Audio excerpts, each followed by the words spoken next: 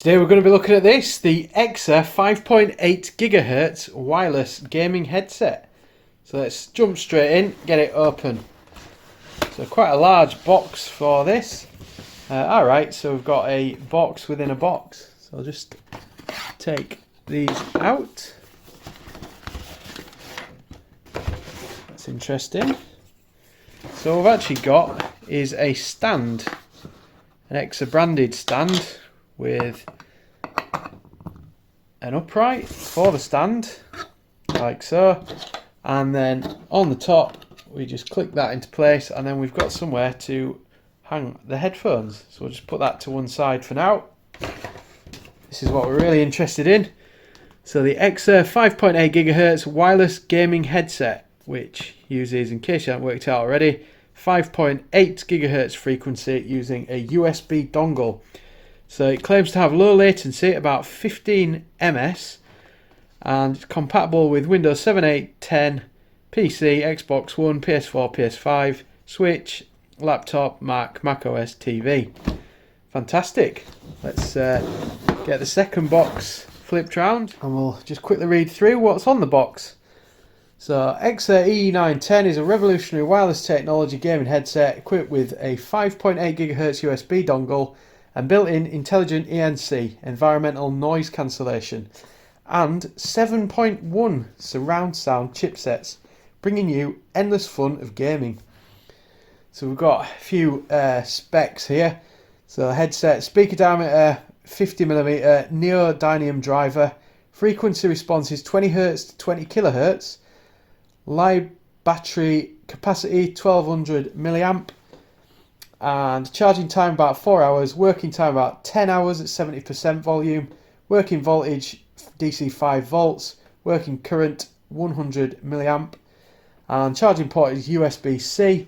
For the USB dongle, frequency is 5.8 GHz, signal reception strength is 85 dBm, signal transmission strength is 8 dBm, transmission distance, I'm assuming that's maximum, is 15 meters or 49 feet, 360 degrees. Working voltage DC 5 volts, working current 68 milliamps. Package list: gaming headset, dongle, audio cable, Type-C charging cable, leather carry pouch, user manual. Looks to be quite a nice premium package we've got here.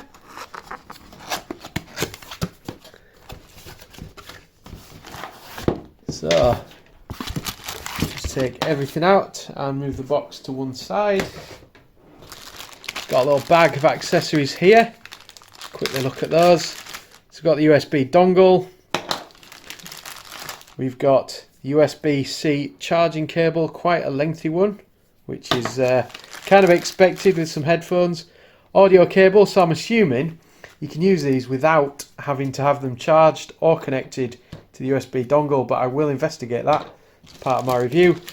A user manual, which I'll just have a quick flick through. Similar sort of information to what's on the box, and how to use it, setup guide, etc. I'm assuming it's plug and play. These things usually are.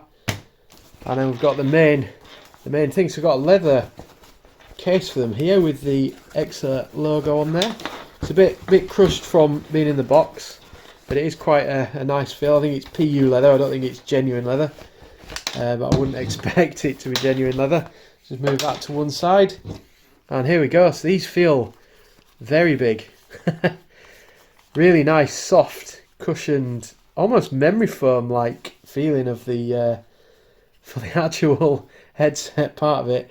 We've got volume control there, and we've got power, and we've got a mute button there for the microphone. Got the charging port there, and then on the other side, not much going on there. It's just connected up, and then looks like, yeah, that's nice. So the microphone actually retracts if we need it to. So if you're not wanting to talk to anyone, you can still play your games without using the microphone. I've just powered the device on, and we've got this lovely sort of LED thing going on within each headphone. That's a really nice touch. Looks really cool. Just rather interestingly, when looking around the device, I can't see any audio input. So it turns out I was actually incorrect about the audio lead. So it's actually to go into the dongle, so you can have an aux going into there, and then it's sending the signal to the device. One of the first things you're going to want to do with the headset is get the 7.1 surround sound drivers. Should you not install these, then all you're going to get is stereo sound from the headset, regardless of whether or not you've switched the surround setting on. So to do that, you just go on the EKSA website, and pages, download, and you will find the surround sound drivers available on here. Looks like they've got them for all the models that they sell, but we're going to get the E910. So it takes you to a Google Drive where you can download the file that you need. Once you've got that installed, you're able to adjust the graphic equalizer. There's some presets on there, and you can also customize and save your settings, and it will store those so that when you do play a game, it will be configured in the way that you've set it. You can also change it for anything stereo, so if you're listening to music, that kind of thing. And also we've got environment noise cancellation available on the microphone, which can be enabled or disabled in here. Just recording this audio through the microphone in the headset. As you can hear, the sound quality is reasonable. It's good enough for in-game chat. A couple of things that really stand out for me. The fact that the latency is so low on this headset, you won't even notice it. To be honest with you, it's as good as you're going to get from a wireless headset when it comes to delivering surround sound wirelessly onto a headset. Quite like the retractable microphone, so just a quick demo there. Just pulls out, when you're not using it, just rolls back in. Very nice touch. I really like the audio prompts that come up when you deactivate or activate the surround sound, but also when you switch the power on, power off. It's really nice touch, very clear. Sound quality is good. It's more than acceptable. I've played a few hours of gaming, mainly first-person shooters and some sports titles, and I found that the audio quality was really good. Good, nice, deep basses. As you know, I do like those.